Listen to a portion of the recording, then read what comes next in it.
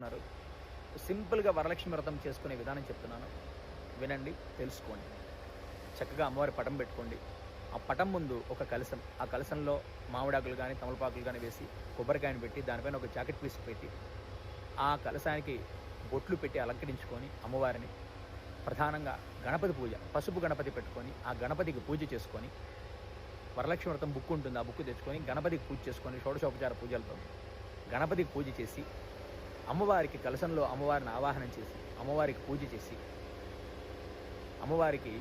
చేసి తోరణాలు కట్టి, అమ్మవారికి ఒకటి, మీకొకటి, మీ ఇంటికి ముత్తైదులను ముగ్గురిని గానీ, ఒకరిని గానీ, 5 మంది గానీ, 9 మందిని గానీ, మీ శక్తి కొలది ముత్తైదులను పిలిపించి వాళ్ళకి తోరణాలు కట్టి, అమ్మవారికి పూజ చేసుకొని, చక్కగా కథ చదివి విని, యథాశక్తిగా ప్రసాదాల నివేదన 10 రకాలు చేయాలి, 12 రకాలు చేయాలి, 9 రకాలు చేయాలి, 6 రకాలు చేయాలి, 7 రకాలు చేయాలి. ఇది పోటీ అయిపోయింది ప్రతి ఒక్కరింట్లో మహిళలు.